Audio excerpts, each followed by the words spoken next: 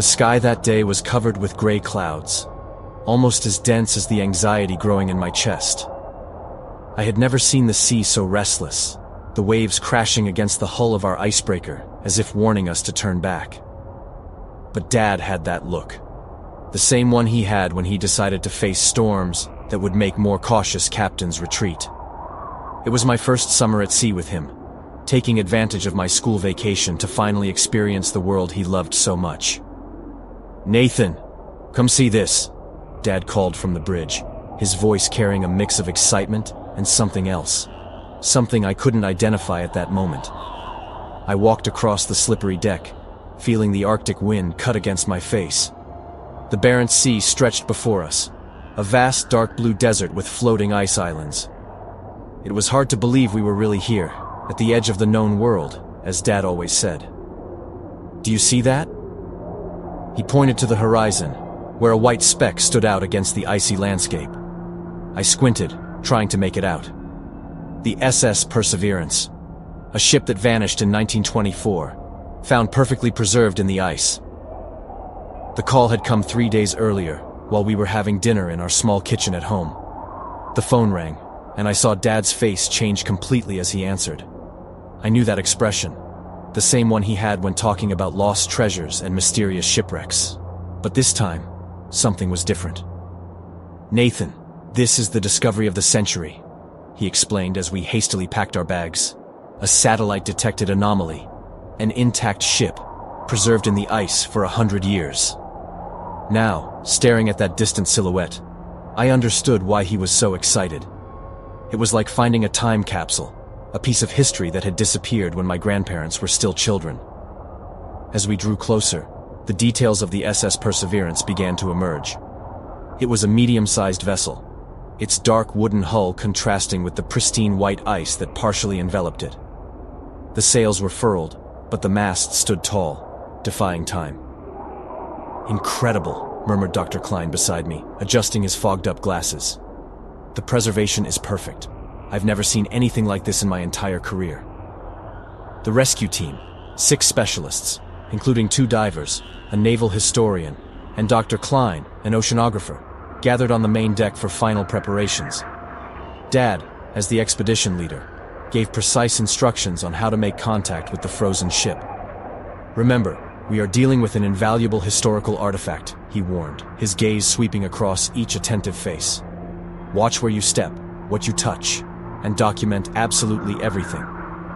My father, the great Captain Phil, always fearless in the face of any storm or challenge, seemed worried.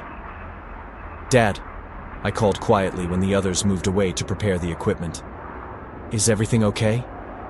He looked at me, surprised, as if he had momentarily forgotten I was there.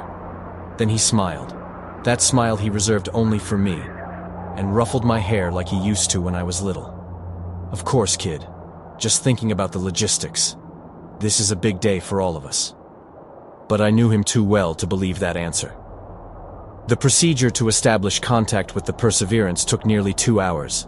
The divers checked the ice's stability around the ship, while the technical team set up a safe walkway between the 2 vessels. The pale Arctic sun was beginning its slow descent when we were finally ready. "I'll go first," Dad announced, adjusting his safety gear. "Nathan, stay with Dr. Klein. Follow only when I give the signal." I watched him cross the walkway with cautious steps, the wood creaking under his weight. When he reached the Perseverance's deck, he stood still for a moment, as if absorbing the gravity of the moment. Then he turned and waved. "You can come, one at a time." My heart pounded as I finally stepped onto the deck of the frozen ghost ship. The first step produced a sharp creak that echoed through the glacial silence, making everyone freeze momentarily. The wood, though covered in a thin layer of ice, felt strangely new. There were no signs of decay or deterioration. "Stay close, Nathan," Dad murmured, gripping my shoulder firmly. "Don't touch anything without permission." The main deck of the Perseverance was wide, with ropes and navigation equipment still in place, as if the crew had left just moments ago. There were no signs of panic or a rushed evacuation. Everything was meticulously organized. It's as if time simply stopped, the historian commented, photographing every detail. There's no precedent for this in maritime archaeology. A ship of this size, from this era, preserved like this? Dad was silent, his eyes fixed on the ship's hull, as if he could see something the others couldn't. While the team marveled and documented, he seemed to be searching for something specific. "Let's go below deck," he finally announced. "I want to check the captain's cabin and the navigation room." The staircase leading to the lower compartments was intact, each step covered by a thin layer of crystalline ice. Our flashlights cast ghostly halos on the narrow walls, revealing details that had remained hidden for a century. Decorative carvings on the railing, small personal items forgotten in niches. The captain's cabin was surprisingly spacious, with a large oak table in the center, where maps and navigation instruments were still arranged. A small bed occupied one corner, blankets neatly folded. On the opposite wall, a bookshelf and a small chest. "Look at this," Dr. Klein said, pointing to an open journal on the table. The last entry is dated March 17th, 1924. Dad approached slowly, as if he feared what he might discover. His fingers, protected by thermal gloves, lightly touched the yellowed pages. "The handwriting changes over the entries," he observed. "It starts off neat, methodical, but in the last pages..." I leaned in to see. He was right. The words became progressively more erratic, some barely legible, as if written by someone in a state of extreme agitation. "We'll split up," Dad decided after a few minutes. "Dr. Klein and Nathan, you stay here and document these journals. The rest come with me to explore the lower compartments." As they moved away, I felt a strange sense of relief at not having to go down any further. There was something in the air of that ship, not just the intense cold, but a kind of weight, a presence I couldn't explain. Dr. Klein was fascinated by the documents, murmuring to himself as he carefully flipped through the pages. "Extraordinary," he occasionally muttered. "Simply extraordinary."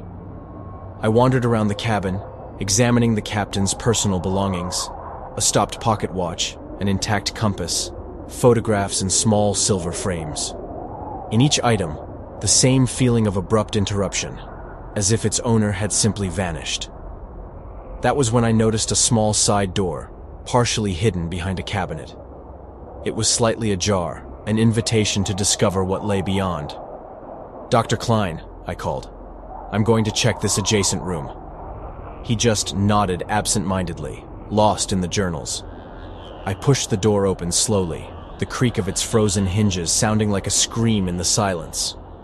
It was a small private study, even more intimate than the main cabin. A desk, a chair, and on the walls, strange maps I didn't immediately recognize. They weren't ordinary nautical charts. They seemed to depict constellations, celestial alignments, symbols that reminded me more of astrology than navigation. That's when I heard it. A distant sound, coming from the lower compartments. And then, hurried footsteps climbing the stairs. The sound of footsteps was approaching quickly up the stairs, echoing through the frozen corridors. I stepped out of the small office just in time to see Dr. Klein lift his head from the journals, finally shaken from his concentration. "You heard that?" I asked, feeling a chill that had nothing to do with the Arctic cold. Before he could answer, the footsteps stopped abruptly. The silence that followed was even more unsettling. I moved toward the cabin door, hesitant, my heart pounding against my ribs. "Look at this," Klein said, seemingly oblivious to my unease. He was showing me the yellowed pages of the captain's journal. He writes about strange things, and sounds that do not belong to this world. The crew started reporting inexplicable phenomena, like liquids freezing instantly. Reluctantly, I stepped away from the door and approached the table where Dr. Klein had spread out the documents. The handwriting in the final pages, the words sometimes rising or falling off the lines, as if written during violent shaking, or by trembling hands. "The crew is restless," I read aloud. "Jensen says he heard strange sounds coming from the hold, but when we went down to check, we found only darkness." Dr. Klein nodded, fascinated. "And here, look. The sphere vibrates stronger as we approach 83° north. Captain Peterson warned us about that region. but the artifact seems to be pulling us there. What sphere? I asked, feeling a knot in my stomach. Klein adjusted his glasses. There are earlier mentions. Apparently, the captain acquired some kind of object from a collector in Amsterdam before setting sail. He believed it had special navigational properties. A sudden noise interrupted our conversation. Something falling somewhere on the ship. I lifted my head, alarmed. You heard that? I asked again. This time, Klein nodded, finally alert. Probably someone from the team knocked something over. But there were no voices, no calls explaining the accident. Just that oppressive silence, occasionally broken by the creaking of ice and wood. I'll check it out, I announced, though something inside me begged me to stay put. Don't leave the cabin, Klein replied, already distracted again with the documents. Your father was very clear about that. But my curiosity, that trait I inherited from Captain Phil, pushed me forward. I opened the cabin door and peered into the hallway. It was empty, lit only by the faint glow from our lantern. I took a few steps, hearing the floorboards creak beneath my feet. The noise came again, more distinct this time. I followed the narrow corridor, my lantern casting distorted shadows on the ice-covered walls. Each door I passed revealed empty cabins, perfectly preserved, with personal items still in place. Brushes, books, neatly folded clothes. It was like walking through a macabre museum where time had frozen along with everything else. The sound led me to a door at the end of the hallway. Unlike the others, this one was slightly ajar, a thin mist escaping through the gap. I pushed it open slowly. It appeared to be a high-ranking officer's quarters. Larger than the other cabins, with a small desk, a neatly made bed, and a carved mahogany wardrobe. Everything was impeccably preserved. Clothes folded over a chair, a wall clock stopped at 3:17, a hairbrush with strands still caught in its bristles, and in the center of the desk, a worn leather case. I approached slowly, fascinated. The case was slightly open, as if someone had been interrupted while examining it. Inside, nestled in faded red velvet, was a silver sphere about the size of a billiard ball. Even beneath the thin layer of ice covering it, I could make out strange engravings on its surface, symbols that didn't belong to any alphabet I recognized. They weren't Cyrillic, nor Nordic runes, nor hieroglyphs. They were something entirely alien, with curves and angles that seemed to shift subtly the longer I observed them. Even more disturbing was the fact that, even through my thermal gloves, I could swear I felt the sphere emitting a kind of vibration, almost as if it were responding to my presence. I was so absorbed that I didn't hear the approaching footsteps until it was too late. Nathan!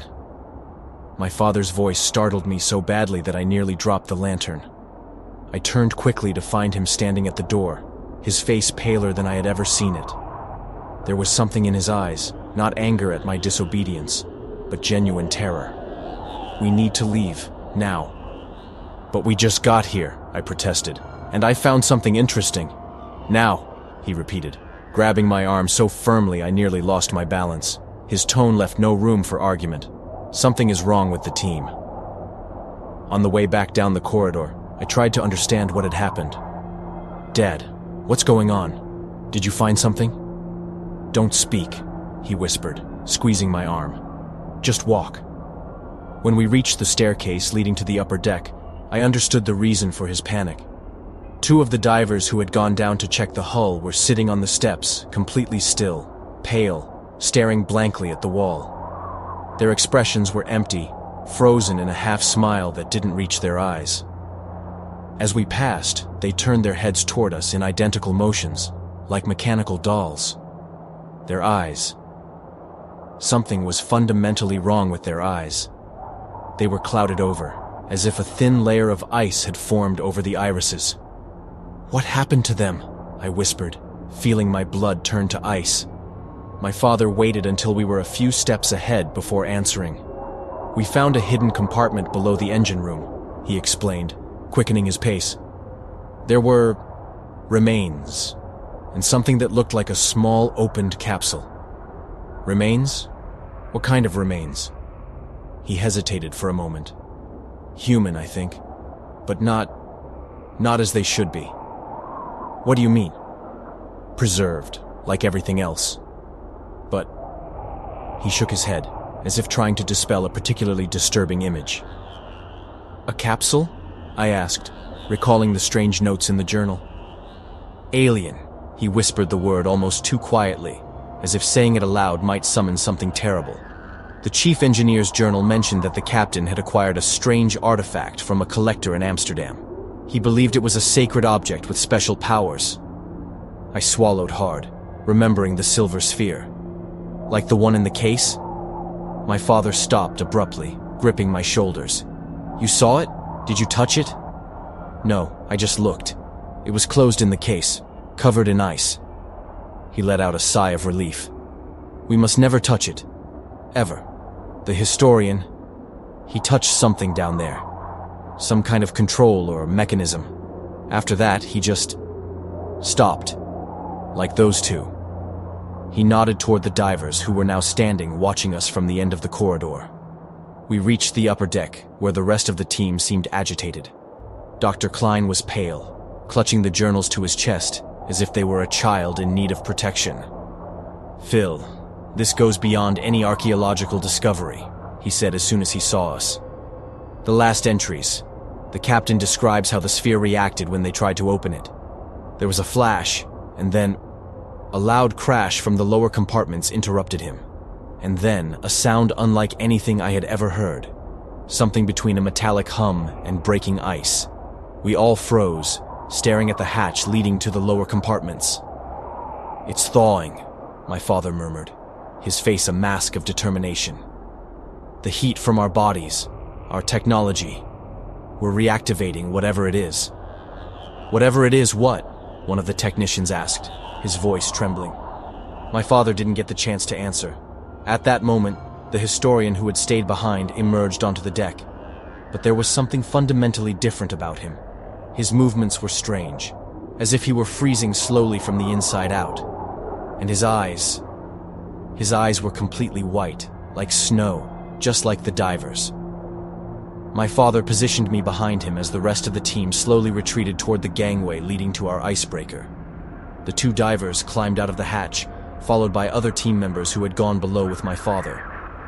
They all had that same blank, white-eyed stare, the same disjointed movements, as if trying to escape something, only to freeze rapidly, turning into pure ice. Dr. Klein dropped the journals, pages scattering across the frozen deck. My God, Phil, what is happening? Fall back to the icebreaker, now. The strange hum intensified, and I felt as if the very air had become denser, harder to breathe. A thin mist began to form around us, crystallizing in the air. It was then that my father did something I will never forget. He turned to me, placed a small metallic device in my hand, and whispered, "Run to the icebreaker. Activate this when you're on board. It will disconnect the vessels." I looked at the object, a small remote control with a single red button, the kind of thing my father always carried for emergencies, the kind of thing he had taught me never to touch. "And you?" I asked, my voice barely carrying in the freezing air. The look he gave me held decades of love, regret, and determination. A look that conveyed everything we didn't have time to say. "I'm going to make sure this thing stays frozen." I understood his plan instantly. He intended to stay behind, sabotaging the generators of our icebreaker, which we had connected to the Perseverance to provide power and heat during our exploration. Without this energy source, the Arctic's natural cold would quickly reclaim the ship and whatever was awakening inside it. "No," I protested, grabbing his coat. "Come with me. We can call for reinforcements, the Coast Guard, someone. Nathan." He cupped my face in his calloused hands, the same hands that had taught me to navigate, to fish, to survive. Some discoveries shouldn't be made. Some doors shouldn't be opened. Do you understand? Around us, chaos was beginning to unfold. Dr. Klein was trying to reason with the historian while backing toward the gangway, and the unaffected technicians were shoving equipment to block the advance of that bizarre icy mist. "There's no time," my father insisted, pushing me toward the gangway. "Go, now!" I ran like I had never run before. My lungs burned with the icy air, my feet slipped on the frozen deck. When I reached the gangway, I saw that Dr. Klein had made it across, along with 2 of the technicians. The others, the sounds of struggle behind me told me everything I needed to know. "Hurry up, kid!" one of the technicians shouted, reaching out from the other end of the gangway. I crossed the makeshift bridge, feeling it tremble beneath my feet, the metal groaning in protest against the extreme cold. When I finally stepped onto the icebreaker's deck, my fingers were trembling so much that I could barely hold the device my father had given me. "Start the engines," Klein ordered the sailors who had remained on board. "We need to get out of here immediately." From the railing, I looked back at the Perseverance one last time. In the growing darkness of the Arctic twilight, the ship had taken on a sinister aura. A thin, bluish mist hovered over its deck, and tiny ice crystals formed in the air around it, reflecting the light from our flashlights. I saw my father on the deck, surrounded by the frozen bodies of the crew. He was near the hatch leading to the engine room, working frantically on something I couldn't make out. For a moment, our eyes met across the widening gap between the ships. He smiled. That smile he reserved only for me, the same one he gave me when I tied a difficult knot correctly, or identified a constellation. Then he disappeared into the depths of the frozen ghost ship. "Now, Nathan!" Klein shouted, gripping my shoulder. "Activate the device!" My fingers finally found the red button. I pressed it, feeling it sink under my touch with a definitive click. The effect was immediate. The gangway retracted automatically, closing like a drawbridge. When I looked again, the Perseverance was being swallowed by the ice rapidly forming around it. It wasn't a natural process. The ice grew, crystallizing in seconds into a glacial prison that soon blended into the environment, as if the ship had never existed. The silence that followed was the heaviest sound I'd ever experienced. "Your father," Klein began, his voice thick with emotion. "He knew what he was doing," I replied, feeling a lump in my throat. "He always did." We stood there for hours, watching as the snowstorm that formed covered the last traces of the Perseverance. The icebreaker's sensors detected nothing. Not the ship, not the strange energy, not any signs of life. Dr. Klein still held some of the journals he had managed to bring with him.